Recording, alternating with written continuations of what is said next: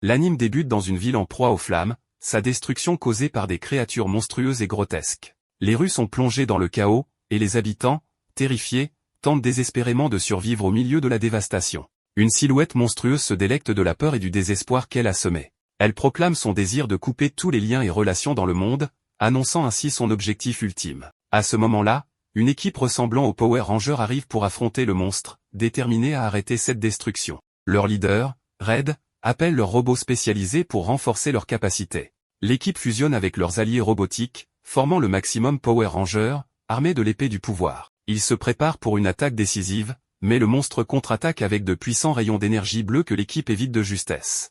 Bien qu'ils parviennent à frapper le monstre, ce dernier riposte violemment, arrachant un bras du Maximum Ranger et affaiblissant considérablement leur force. Conscient de la gravité de la situation, l'équipe décide que Red doit affronter seul le monstre. Malgré les avertissements de ses coéquipiers, Red avance courageusement.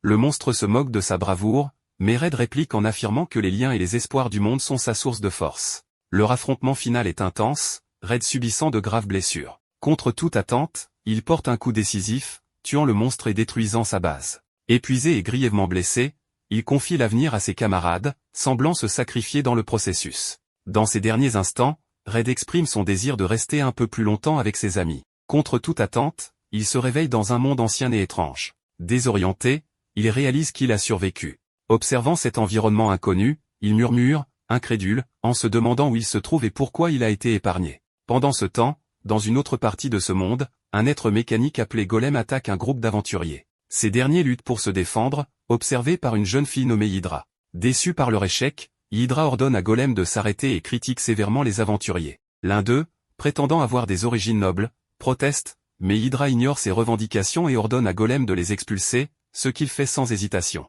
Après leur départ, Hydra contemple un portrait de son père et réfléchit à l'idée d'invoquer un aventurier. Son assistante l'interrompt, expliquant que cela est impossible, car un aventurier d'un autre monde est déjà arrivé. Ce dernier, en seulement 6 mois, a acquis une reconnaissance extraordinaire et redéfinit les attentes. La scène se déplace vers une silhouette encapuchonnée approchant la zone, révélée être Red. Il remarque Golem en train d'expulser les aventuriers et engage immédiatement le combat. L'affrontement intense fait s'écraser Golem dans la résidence d'Hydra. Red avertit Hydra et son assistante de fuir, expliquant que Golem est dangereux et qu'il a une histoire d'enlèvement. Hydra, cependant, rejette son avertissement, révélant que Golem est son serviteur utilisé pour des tests. Surpris par cette révélation, Red reste concentré sur la destruction de l'entité mécanique. Pendant le combat, Hydra est stupéfaite par l'agilité et les compétences de Red. Son assistante lui murmure que cet aventurier est celui qu'ils attendaient.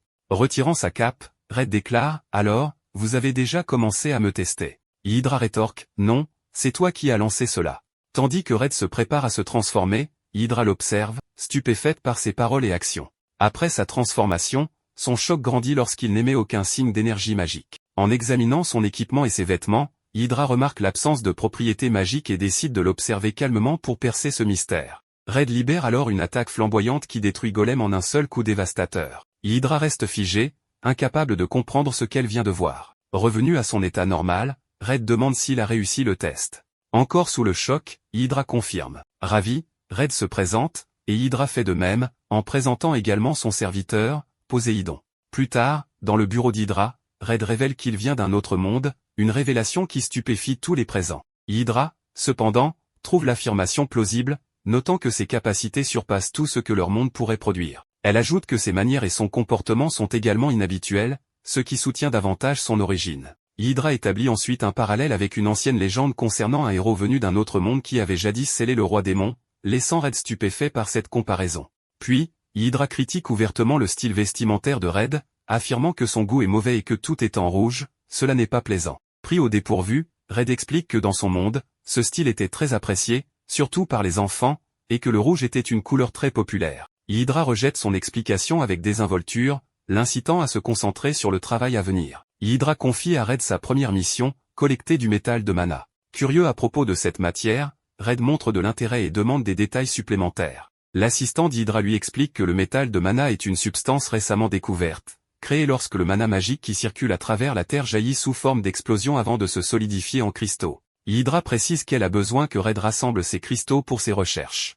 Elle souligne également que, si les cristaux s'avéraient utiles pour la magie, ils pourraient être inestimables. En revanche, s'ils étaient dangereux, la famille royale devait être informée. L'étude du métal de mana, ajoute-t-elle, fait partie de l'héritage de sa famille et représente une responsabilité cruciale. Red, ravi par la mission, affirme avec enthousiasme qu'Hydra protège le lien entre la magie et l'humanité. Hydra acquiesce d'un hochement de tête, encouragé par son observation. Red, motivé, saute immédiatement par la fenêtre et se transforme. Stupéfaite par son action impulsive, Hydra finit par accepter de le suivre, bien qu'encore désorientée par son approche peu conventionnelle. En invoquant un véhicule propulsé par turbine, Red se prépare pour le voyage. Observant avec incrédulité, Hydra affirme que ses excentricités le rendent encore plus étrange que le métal de mana lui-même. Ignorant ces remarques, Red attrape Hydra et s'envole vers l'emplacement des cristaux. Déconcerté, Hydra insiste pour avoir des explications sur ses actions soudaines. Le duo arrive rapidement à destination. Red, rayonnant d'excitation,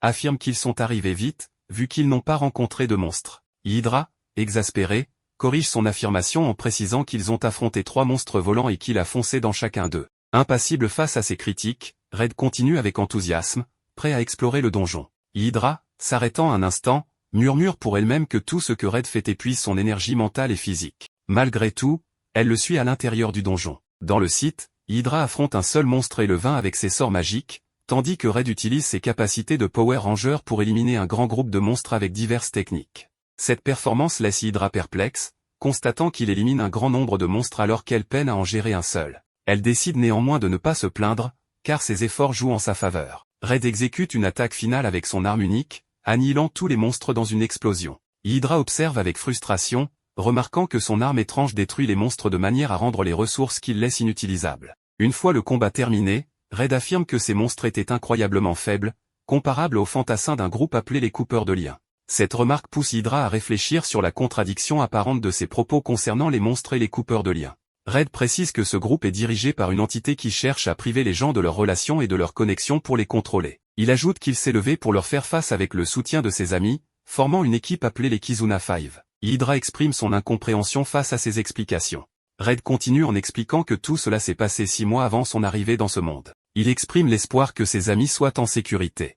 En entendant cela, Hydra conclut que Red, malgré son attachement à ses amis, semble avoir trouvé une mission importante dans ce monde. Red admet qu'il a essayé de nombreuses fois de revenir, mais toutes ses tentatives ont échoué. Il affirme également que plus il reste dans ce monde et en voit les problèmes, plus il réalise combien de personnes ont besoin d'aide, tout comme dans son propre monde. Il termine en déclarant qu'il doit y avoir une raison à son arrivée ici et qu'il ne tentera pas de revenir tant qu'il ne l'aura pas découvert. Red annonça qu'il continuerait à aider les gens dans ce monde, convaincu qu'il finirait par trouver un moyen de rentrer chez lui. Hydra, un brin critique, lui reprocha de prendre les choses à la légère, mais il la coupa en lui demandant de partager son rêve. Surprise par cette inversion des rôles, Hydra admit ne pas s'y être attendu. Plein d'enthousiasme, Red suggéra qu'ils discutent de leurs ambitions et de leurs rêves tout en progressant dans leur aventure. Au fil de leur marche, Hydra dévoila son objectif, restaurer le statut originel de sa famille en tant que sceptre royal. Intrigué, Red demanda ce que cela signifiait. Hydra expliqua que le sceptre royal était un titre conféré à une famille magique par la royauté,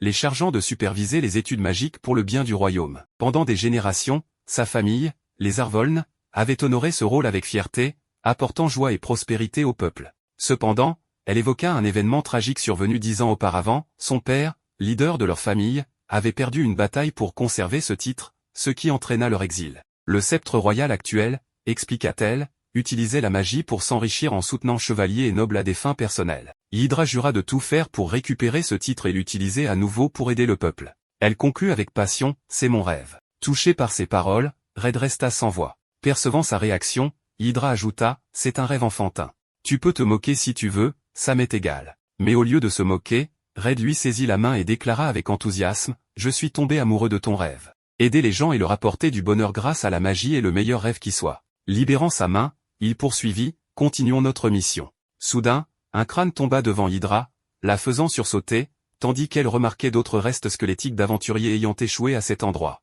Red, indifférent, s'exclama en découvrant une grande quantité de métal de mana. Choqué, Hydra expliqua qu'une telle concentration de métal ne pouvait être naturelle et semblait avoir été délibérément rassemblée. Alors que Red tentait d'en collecter, un gigantesque dragon apparut, prêt à tuer. Red intervint rapidement pour sauver Hydra, mais fut blessé dans le processus. Red demanda quel genre de créature ils affrontaient. Hydra expliqua qu'il s'agissait d'un dragon magique ancien, réputé pour habiter ces ruines. Red déduisit que ce dragon avait rassemblé le métal et éliminé les aventuriers qui s'en approchaient. Malgré ses blessures, il se prépara à combattre. Hydra tenta de l'arrêter, arguant qu'il risquait sa vie inutilement. Mais Red insista, c'est ma responsabilité. Je suis tombé amoureux de ton rêve, un rêve qui apportera tant de bonheur. Protéger ton rêve est maintenant mon devoir. Ému et embarrassé, Hydra ne put répondre. Red se transforma et affronta le dragon, mais se heurta à ses puissantes attaques. Il révéla qu'il avait une arme secrète, mais qu'elle nécessitait un lien fort d'amitié pour s'activer. Red demanda à Hydra de l'aider. Hésitante, elle finit par accepter, disant « Si cela nous permet de survivre, je ferai tout ce que je peux ». Avec son accord, Red invoqua son arme secrète, le Kizuna Mecha, un robot puissant. Ensemble, ils combattirent le dragon, mais Red réalisa que leur lien ne suffisait pas à maintenir le pouvoir du mecha. Alors que la situation devenait critique, il saisit la main d'Hydra et lui dit « Crois en notre lien d'amitié. Cela nous aidera à forger notre avenir ». Ces mots déclenchèrent l'attaque ultime du mecha, annihilant le dragon en un coup.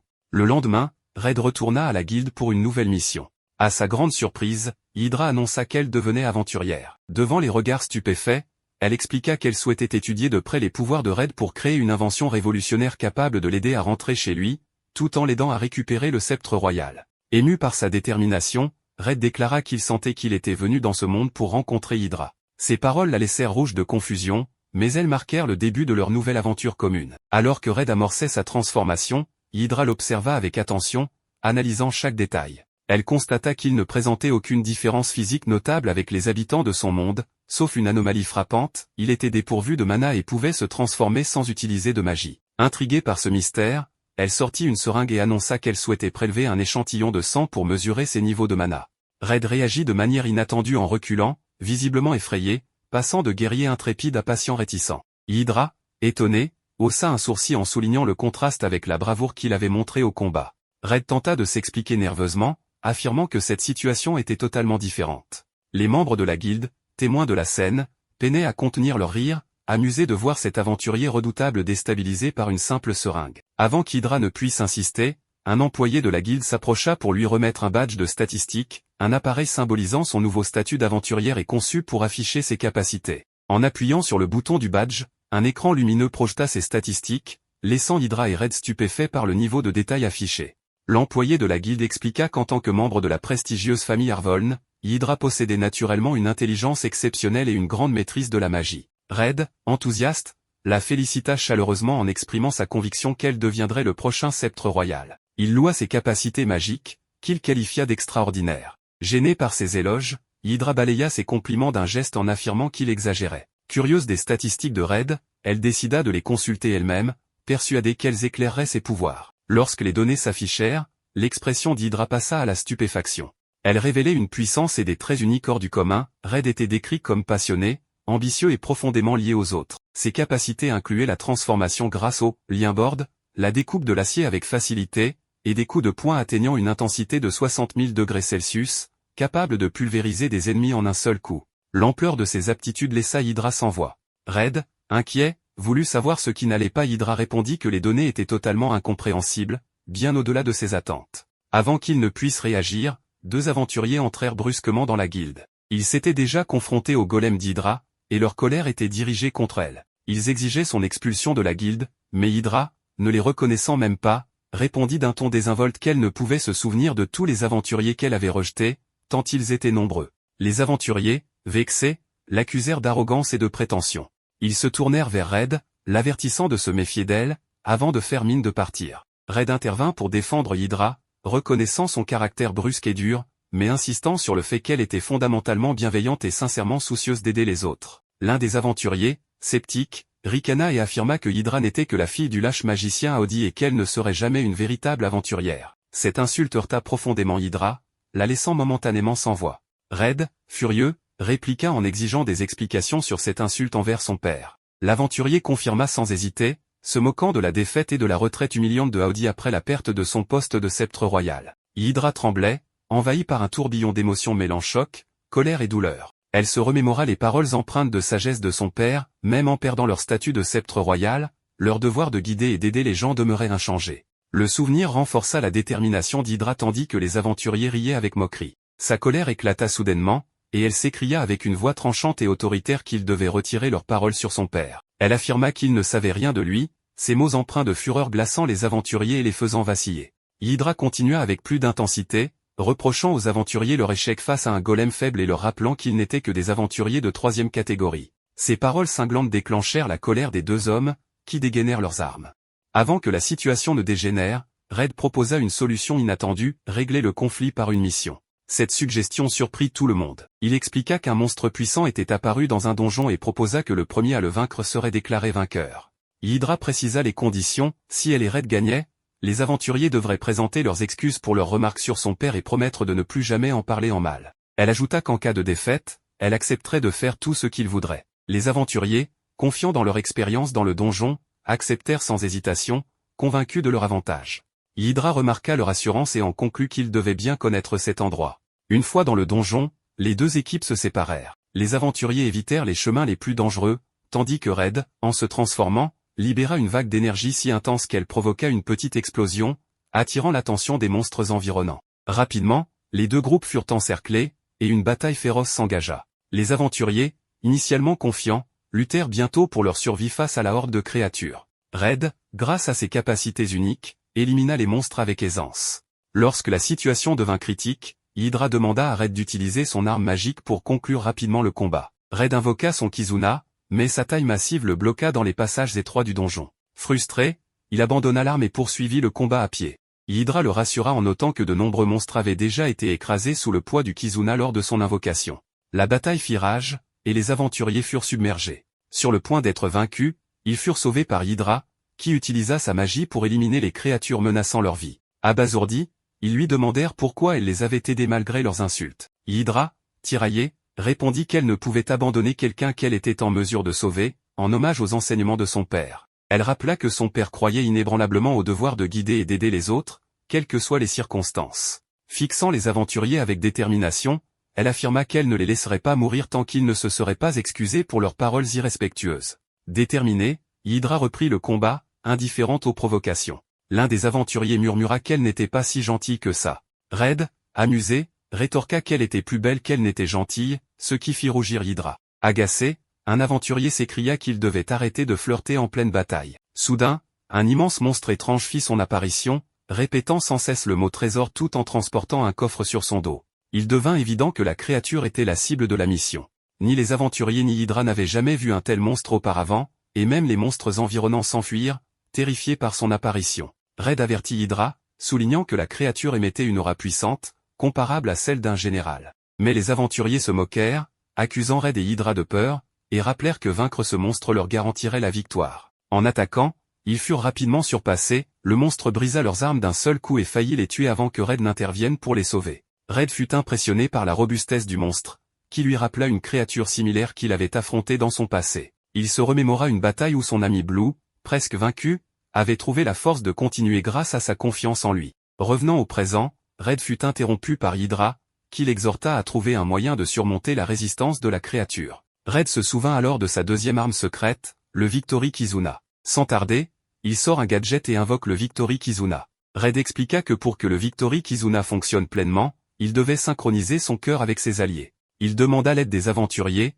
et à sa surprise, ils acceptèrent. Bien que leur première tentative échoua à cause d'un manque de coordination, Red persévéra, se rappelant un conflit passé entre ses anciens coéquipiers, Yellow et Blue, qui avaient perturbé leur synchronisation dans une bataille cruciale. La situation actuelle fit écho à ce souvenir. Affaibli, Red fut mis à terre par un coup puissant du monstre. Hydra tenta de le protéger, mais la créature se tourna vers elle, prête à frapper. Les aventuriers, reconnaissant pour l'aide passée d'Hydra, intervinrent pour la sauver, avouant à contre-cœur qu'ils avaient besoin de Red pour triompher. Pendant qu'Hydra soignait Red, elle réalisa qu'elle avait sous-estimé les aventuriers et commença à les voir différemment. Malgré leur bravoure, ils furent vaincus par le monstre, qui se tourna à nouveau vers Hydra. Mais Red reprit conscience à temps et la sauva avec une attaque puissante. Avec une détermination renouvelée, Red appela les aventuriers, qui réussirent cette fois à coordonner leurs efforts. Ensemble, ils activèrent le Victory Kizuna et déclenchèrent une frappe combinée dévastatrice, mettant enfin fin au combat. À leur grande stupéfaction, la créature vaincue se transforma en un vieil homme. Intrigué, le groupe ramena l'homme à la guilde pour des réponses. Hydra remarqua une marque étrange sur son front, qui éveilla sa curiosité. La mission fut déclarée réussie, et les deux équipes se séparèrent. Hydra remercia Red pour avoir changé sa vision des autres, mais avant d'aller plus loin, elle lui demanda un échantillon de sang pour ses recherches. Red refusa et s'enfuit, laissant Hydra frustrée. Pendant ce temps, le vieil homme s'échappa de la guilde et erra dans la ville, où il commença à se retransformer en monstre. Deux nouveaux aventuriers, apparemment à sa recherche, apparurent. Après sa transformation complète, l'un des aventuriers tua le monstre avec aisance et en retira un fragment de son crâne. Ils déclarèrent alors qu'il faudrait de nombreuses personnes puissantes pour sauver le monde, annonçant une menace bien plus grande à venir. Le lendemain, Hydra retourna à son manoir, visiblement épuisé. Poséidon l'accueillit chaleureusement, mais Red annonça avec désinvolture qu'il emménagerait. Poséidon se tourna rapidement vers Hydra pour obtenir une explication. Hydra, cachant difficilement sa frustration, expliqua que Red avait fait faillite après avoir échoué à plusieurs reprises dans ses missions. Ces transformations provoquaient souvent d'énormes explosions, détruisant les ressources qu'il était censé collecter et les rendant inutilisables. Pour faciliter ses recherches, Hydra décida qu'il valait mieux que Red vive au manoir, ce qui lui permettrait d'étudier de plus près ses pouvoirs d'un autre monde. Poséidon, toujours méfiant, exprima ses inquiétudes en rappelant qu'il s'agissait d'un homme. Amusé, Hydra lui fit remarquer sur un ton taquin qu'il était lui aussi un homme. Poséidon, visiblement offensé, répondit qu'il servait la famille depuis qu'Hydra avait 3 ans et qu'il se considérait plutôt comme un grand-père. Cependant, son inquiétude à l'idée qu'un jeune homme vive si près d'Hydra persistait. Hydra tenta de le rassurer, mais avant qu'elle ne puisse terminer, Poséidon avait déjà quitté la pièce. Quelques instants plus tard, Poséidon retrouva Red dans une autre partie du manoir et déclara qu'il y avait une condition impérative à remplir pour qu'il puisse y vivre. Red, désireux de montrer sa gratitude, accepta immédiatement. À sa grande horreur, Poséidon sortit une paire de ciseaux et exigea qu'il le laisse couper ses affaires. Paniqué, Red hurla tandis que Poséidon le poursuivait dans la pièce, ciseaux en main, déterminé à imposer son étrange décret. Leur affrontement chaotique fut interrompu par le son de la sonnette. Une jeune femme, accompagnée d'un homme au regard sévère, entra dans le manoir. La femme, observant la scène avec amusement, déclara qu'ils avaient l'air bien agités. Elle se présenta sous le nom de Teltina, princesse, et Logimiste, héros. Logi, d'un ton agressif, annonça que quiconque approcherait la princesse perdrait la tête. Teltina, imperturbable, le réprimanda en lui rappelant qu'ils étaient invités et qu'ils devaient se montrer plus aimables pour être admirés comme un véritable héros. Logi, indifférent, rétorqua qu'il ne se souciait de personne d'autre et que seule la princesse comptait pour lui. Après les présentations, la princesse Teltina expliqua qu'elle avait besoin de l'expertise d'Hydra pour analyser un objet mystérieux. Red reconnut immédiatement l'objet et fit remarquer qu'il ressemblait au fragment qu'ils avaient vu incrusté dans la tête du vieil homme. Teltina, surprise, leur demanda ce qu'ils savaient à ce sujet. Hydra expliqua qu'ils avaient rencontré le vieil homme lors d'une mission, l'avaient vaincu et l'avaient emmené à la guilde avant qu'il ne disparaisse mystérieusement. Teltina les rassura en disant que le vieil homme allait bien et exprima sa surprise en apprenant que c'était eux qui l'avaient vaincu. Elle reconnut spécifiquement le rôle de Red dans la victoire, ce qui poussa ce dernier à raconter avec enthousiasme comment il avait utilisé son attaque ultime pour terrasser le vieil homme. Avant qu'il ne s'étende trop, Hydra l'interrompit brusquement, rappelant qu'il n'avait pas le temps pour une longue explication. Impressionnée par l'héritage familial d'Hydra, la princesse Teltina déclara qu'elle était convaincue qu'il serait capable de percer les mystères des graines de mana. Intriguée, Hydra demanda plus d'informations. Teltina expliqua que les fragments, appelés graines de mana, pouvaient accorder à leurs hôtes des pouvoirs magiques immenses, amplifiant leurs capacités pour accomplir leurs désirs les plus profonds, qu'ils soient nobles ou malveillants. Ce phénomène était connu sous le nom de sort privilégié. Red, curieux, voulut comprendre en quoi cela différait des sorts magiques qu'Hydra maîtrisait. Teltina expliqua que le sort privilégié était un pouvoir distinct, capable de façonner directement la réalité en exaucant les désirs de l'utilisateur. Elle donna des exemples, une personne désirant une richesse immense pourrait transformer tout en or, tandis qu'une autre souhaitant protéger quelque chose pourrait créer des murs impénétrables. Hydra trouva cela d'abord attrayant, mais la princesse révéla rapidement une sombre réalité. Une fois fusionnée avec un hôte, les graines de mana prenaient progressivement le contrôle de son corps, le transformant en un monstre incontrôlable et extrêmement puissant. Hydra, alarmée, demanda pourquoi la famille royale n'avait pas interdit l'usage des graines de mana malgré leur danger. La princesse admit que le sceptre royal actuel était probablement impliqué dans leur propagation. Cette révélation choqua Hydra, qui se mit à réfléchir intensément. La princesse précisa que, bien qu'il n'existe pas de preuves solides, les graines de mana étaient extrêmement coûteuses et accessibles uniquement aux nobles. Le sceptre royal, tout en étant conscient de leur danger, fermait les yeux et permettait leur diffusion. Red, enflammé, déclara qu'il fallait découvrir la vérité derrière cette conspiration. La princesse l'avertit toutefois de ne pas agir imprudemment. Elle expliqua que le sceptre royal détenait une immense influence, soutenue par de puissants nobles et certains membres de la famille royale. Une action irréfléchie pourrait avoir des conséquences catastrophiques. Certains royaux étaient même soupçonnés d'utiliser les graines de mana pour leurs propres intérêts, augmentant leur pouvoir pour opprimer le peuple. Déterminée, la princesse annonça son intention de mettre fin à cette situation, quitte à s'opposer à sa propre famille. Elle précisa qu'elle avait sollicité l'aide de membres de l'ancienne famille du sceptre royal. Hydra, résolue, déclara qu'en tant que membre de la famille Arphalen, elle ne pouvait pas rester passive face à la corruption de la magie. Sa réponse ravit la princesse, tandis qu'Hydra y voyait une opportunité d'atteindre deux objectifs, éliminer le sceptre royal corrompu et renforcer son influence parmi les nobles. Red, enthousiaste, déclara qu'il participerait également. Hydra, souriante, lui répondit qu'elle s'y attendait. La princesse, ravie, exprima sa gratitude, affirmant que plus ils auraient d'alliés, plus leur cause serait forte. Cependant, Logi n'apprécie pas cette idée et refuse qu'un simple aventurier accompagne la princesse dans ses voyages. La princesse, consciente que ce n'est pas la véritable raison, lui demande d'être honnête. Logi avoue qu'il ne veut pas que quelqu'un d'autre perturbe leur voyage à deux. Il ajoute qu'il est la seule épée dont elle aura jamais besoin. Red se demande si Logi pense qu'il va les ralentir et déclare qu'il leur prouvera qu'ils ont besoin de sa force. Les deux décident alors de se battre. La princesse trouve cette idée mauvaise et explique à Hydra que Logi a obtenu le titre de démon de l'épée solitaire en tant qu'aventurier. Il a capturé de nombreuses primes de grande valeur et possède le trésor divin légendaire comme arme, l'épée qu'utilisait le héros pour sceller la reine démoniaque. Elle précise qu'il est le plus fort des épéistes, maniant l'arme la plus puissante, et que personne dans leur monde ne peut le vaincre. Hydra se réjouit que Red ne soit pas originaire de leur monde. Red fixe les conditions du duel, s'il gagne, Logi le laissera accompagner la princesse, mais s'il perd, il promet de ne plus jamais montrer son visage. Les deux acceptent. Red se transforme en rangeur, ce qui n'étonne pas Logi mais excite la princesse. Ils croisent le fer, et Red réalise que Logi est plus fort qu'un général ennemi. Logi reconnaît également que Red n'est pas un amateur et décide de prendre le combat au sérieux, modifiant la forme de son épée pour attaquer. Red, décidé à riposter, invoque son gigantesque mecha. Logi est surpris par cette énorme machine qui le fait paraître minuscule. Hydra et Teltina se trouvent à l'intérieur du mecha, et Teltina s'excite, curieuse de savoir ce que c'est.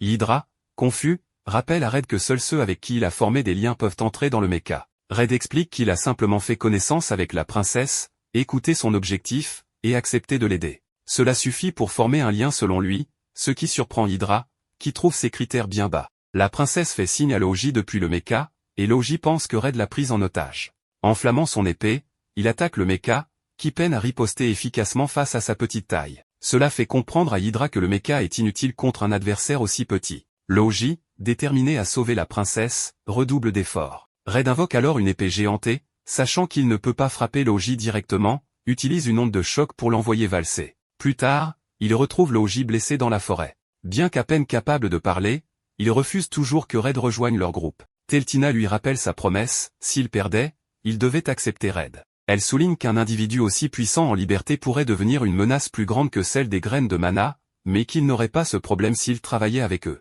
Logi finit par accepter.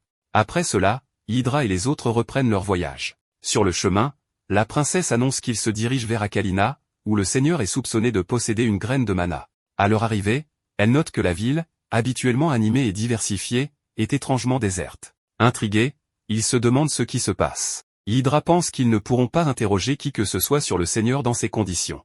Un espion les observe, et la princesse remarque qu'elle n'a jamais vu cette ville dans un tel état. L'espion dit qu'il y a une loi interdisant de parler aux étrangers. Elle expliqua que les habitants se cachaient, terrifiés à l'idée de transgresser cette loi. Elle ajouta qu'il valait mieux quitter la ville au plus vite. La princesse, imperturbable, répondit que le seigneur ne saurait pas que quelqu'un leur avait parlé à moins que ce soit rapporté. Avant que la jeune fille ne réagisse, Hydra intervint, affirmant que l'énergie magique qu'elle ressentait depuis leur arrivée pourrait être la clé. Toute la ville était imprégnée d'une mana nauséabonde. La princesse comprit immédiatement et déclara que cela expliquait le malaise qu'elle ressentait depuis leur arrivée. Hydra conclut que le seigneur de cette ville semblait impliqué dans quelque chose de sinistre. Leur discussion fut brusquement interrompue lorsqu'une silhouette monstrueuse surgit des ombres, rugissant de ne pas médire du seigneur. La créature attaqua Hydra, mais Red s'interposa rapidement pour la protéger. Alors qu'il combattait le monstre, Hydra observa et murmura qu'il s'agissait probablement d'un des effets du sort privilégié. Une voix autoritaire résonna alors dans la rue. Le seigneur apparut, calme et impassible.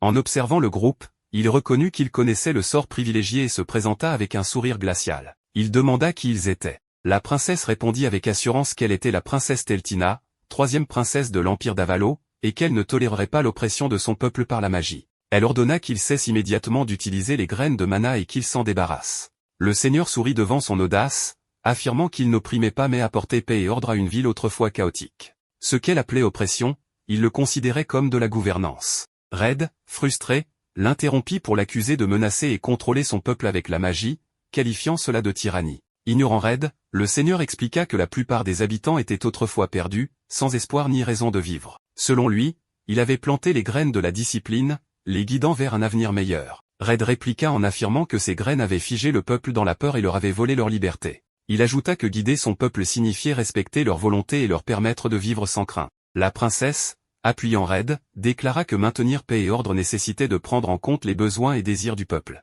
Le seigneur, impassible, répondit qu'il leur avait déjà donné le paradis. Il vivait selon ses règles et suivait son mode de vie. Pour lui, il ne pouvait rien demander de plus. Red, furieux, conclut que le seigneur ne se souciait ni de la paix ni de l'ordre. Il voulait simplement transformer la ville en un jouet qu'il pouvait manipuler à sa guise. Enflammé par sa colère, Red se prépara à attaquer. Mais avant que Red puisse réagir, une créature invoquée par le seigneur surgit derrière lui et le frappa violemment. Il tenta d'esquiver et de contre-attaquer, mais le monstre était implacable, attaquant sous tous les angles et infligeant coup sur coup. Hydra, observant attentivement la scène, expliqua à haute voix que le sort privilégié du seigneur lui permet de détecter quiconque enfreint ses règles. C'était ainsi qu'il pouvait invoquer des monstres pour punir instantanément les contrevenants. D'un ton froid et autoritaire, le seigneur confirma que quiconque désobéissait à la logie serait puni jusqu'à ce que sa voix disparaisse complètement. Hydra, reliant les informations, ajouta que le champ de mana qui imprégnait la ville permettait au seigneur de surveiller chaque mouvement et d'invoquer des monstres à volonté, n'importe où.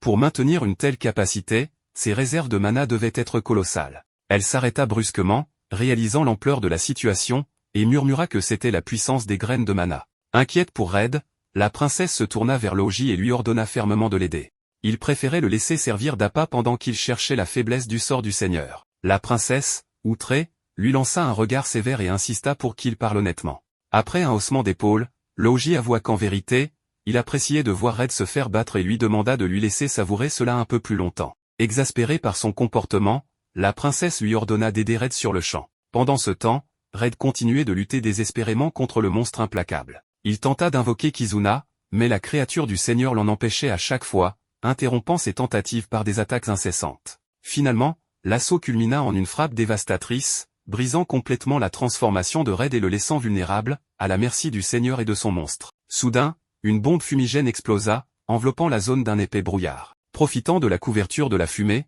le groupe parvint à s'échapper. Plus tard, ils se retrouvèrent dans un lieu caché. Red regarda autour de lui, confus, et réalisa que la femme qui avait dissimulé son visage était celle qui les avait sauvés. Reconnaissant, Red la remercia. Elle répondit froidement qu'elle lui avait pourtant déconseillé d'affronter le seigneur. Red observa leur environnement, cherchant à comprendre leur emplacement. La femme abaissa sa capuche et se présenta. Il se trouvait au quartier général de la Résistance, dédié à la libération de la ville. Elle se nommait Glossa et en était la chef. La princesse haussa un sourcil et exprima ses doutes. Elle redoutait que la résistance ne provoque une répression encore plus sévère de la part du seigneur. Glossa expliqua calmement que le pouvoir du seigneur ne s'étendait qu'à la ville et que cette base, cachée au plus profond de la forêt, échappait à son influence. Puis elle les interrogea sur leur attaque contre le seigneur. Ils lui expliquèrent que leur mission consiste à récupérer les graines de mana. À ces mots, Glossa sourit et déclara qu'ils pouvaient compter sur son soutien. La résistance se battrait à leur côté, et leur quartier général leur resterait ouvert. Red fut surpris par cette générosité, mais Glossa précisa que leur combat contre le seigneur avait commencé depuis longtemps et qu'ils n'étaient pas seuls dans cette lutte. Logi, sceptique, fit remarquer qu'ils auraient pu simplement abandonner la ville pour vivre en paix ailleurs. Glossa reconnut que beaucoup avaient choisi cette voie. Cependant, elle insista sur l'attachement de la résistance à cette ville, considérée comme leur foyer. Ils refusaient de l'abandonner et tenaient à la libérer. Ces paroles touchèrent Red, qui pensa à son propre foyer. Il exprima sa compassion, comprenant leur douleur. Il déclara avec détermination qu'il reprendrait la ville, quoi qu'il en coûte. Ils se réunirent pour élaborer un plan. Hydra prit la parole en premier, soulignant la puissance écrasante du seigneur. Il s'étonna que Red, malgré sa force, ait empeiné contre lui. Logi, amusé, ne put s'empêcher de ricaner face à la malchance de Red, ce qui lui valut une réprimande de la princesse. Hydra sortit ensuite un document contenant toutes les règles imposées par le seigneur. Toute infraction entraînait l'apparition de monstres punitifs, surgissant de points invisibles. Red réfléchit et proposa une attaque depuis l'extérieur de la ville en utilisant le pouvoir du Kizuna. Hydra secoua la tête et expliqua que cela détruirait la ville entière. Red fit une autre proposition, mais elle fut également rejetée. Finalement, Hydra annonça avoir une idée, bien que difficile à exécuter. Son plan consistait à ce que Red et Logi unissent leurs forces pour couvrir leurs faiblesses respectives et empêcher le seigneur de les vaincre. Cependant, un problème évident subsistait, Red et Logi ne s'entendaient pas et passaient leur temps à se disputer. Logi refusa immédiatement de coopérer. Voyant son obstination, La princesse le prit à part et lui fit une offre irrésistible. Ces paroles suffirent à éveiller l'enthousiasme de Laoji, qui, pour la première fois, se montra motivé à travailler avec Red. Plus tard, Red eut une conversation en aparté avec la princesse. Il voulait confirmer sa présence au château le lendemain. Elle hocha la tête avec assurance, affirmant qu'elle avait des affaires à régler là-bas. Red hésita un instant avant d'exprimer son inquiétude face au danger. La princesse lui rappela qu'il se battait toujours au péril de sa vie pour protéger les autres. Elle sourit doucement et ajouta qu'ils se ressemblaient. Red répondit qu'il évitait toujours les situations pouvant causer sa mort. La princesse le rassura en affirmant qu'elle n'avait pas l'intention de mourir non plus. Puis, avec un sourire malicieux, elle ajouta qu'elle comptait sur lui pour la protéger, lui, le héros de ce monde. Sans qu'il ne le sache, Laoji se cachait derrière un arbre, écoutant leur conversation. Son visage se tordit de frustration. Il détestait voir quelqu'un parler à la princesse avec tant de familiarité et semblait préparer une riposte. Plus tard, alors que Red partit prendre un bain, il laissa ses vêtements et ses affaires à l'extérieur. Saisissant l'occasion, Laoji s'approcha discrètement et vola le panneau de transformation de Red sans qu'il ne s'en rende compte. Tandis qu'il l'observait, il murmura pour lui-même qu'il ne laisserait personne d'autre parler à la princesse ou la protéger. Il se persuada qu'il devait être le héros. Le lendemain, la princesse et Hydra attendirent à l'extérieur tandis que Red et Laoji pénétrèrent dans la chambre du seigneur, prêts au combat. Red s'avança avec assurance et déclara qu'ils étaient venus le vaincre. Il tendit la main pour saisir son panneau de transformation mais il n'était plus là. Voyant la panique de Red, Laoji feignit l'inquiétude et lui demanda si quelque chose n'allait pas. Le visage de Red pâlit, et il balbutia qu'il avait perdu son panneau de transformation. Avant qu'il ne puisse réagir davantage, un monstre apparut soudainement derrière lui et gronda un avertissement, les sommant de ne pas troubler la paix du seigneur. D'un coup puissant, il envoya Red valser par la fenêtre, le faisant chuter dans la rivière en contrebas. Voyant Red tomber, Hydra se précipita pour le secourir, tandis que Laoji resta seul face au seigneur et ses monstres. Intérieurement, Laoji jubilait, convaincu que ce monde n'avait pas besoin de la force de Red ni de ses précieux liens. Pendant ce temps, Red, enfoncé dans l'eau, vit défiler des souvenirs de sa vie passée. Il aperçut une fille à ses côtés, dont les paroles résonnèrent dans son esprit. Elle expliquait que les liens étaient comme une lame à double tranchant. Mal employés, ils pouvaient causer des souffrances, mais bien utilisés, ils avaient le pouvoir de sauver. À moitié conscient, Red sentit ces paroles résonner en lui. Il reprit connaissance et remercia immédiatement Hydra de l'avoir sauvé. En se redressant, il exprima immédiatement son inquiétude pour Laoji et la princesse. Irrité, Hydra s'exclama, frustré qu'il ne pense pas à sa propre récupération en premier. La scène bascula vers la princesse qui avertissait urgemment Laoji que le plan avait échoué et qu'il devait battre en retraite. Mais Laoji, empli d'orgueil, répliqua avec confiance qu'il était son héros et qu'il allait vaincre le seigneur. Déterminé, Laoji leva son épée sacrée et lança une série d'attaques dévastatrices. Ses coups étaient féroces et précis, blessant plusieurs des monstres invoqués. Avec un mouvement final dévastateur, Laoji anéantit toutes les créatures, ne laissant que le seigneur debout devant lui, impassible. Le seigneur invoqua encore plus de monstres et ricana, affirmant que l'épée sacrée était entre les mains du chevalier choisi, attendu depuis 1000 ans. En entendant cela, Laoji fut ramené à un souvenir, se rappelant la première fois qu'il avait rencontré la princesse. Il avait été un paria, vivant dans les ruelles, rejeté par la société. La princesse s'était approchée de lui, le regardant droit dans les yeux et lui annonçant qu'il était destiné à manier l'épée sacrée. Laoji avait ricané à ces paroles, prétendant ne jamais pouvoir manier une telle épée sans mana. Mais la princesse avait souri et expliqué que l'absence de mana en lui faisait de lui le porteur parfait. L'épée, forgée en fusionnant cet élément spirituel, absorbait le mana de quiconque tentait de la tenir. Même les chevaliers les plus puissants la craignaient, car elle drainait leur mana. La réalisation frappa Laoji, son absence de mana le qualifiait pour manier cette épée. La princesse avait acquiescé, exprimant le besoin de sa présence pour sauver le monde. Laoji avait résisté, exprimant son amertume envers un monde qu'il avait rejeté et maltraité. La princesse, percevant sa douleur, l'avait doucement enlacé, reconnaissant la colère qu'il portait en lui.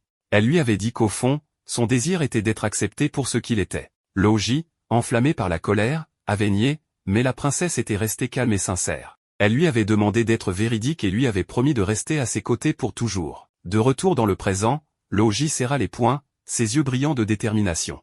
La princesse lui avait offert un nouveau chemin. Animé par cette pensée, il décida de libérer le monde des graines de mana. Avec un cri de guerre, il lança une attaque dévastatrice, incinérant les monstres invoqués. Le seigneur, impassible, applaudit avec moquerie, signalant une erreur critique de Laoji.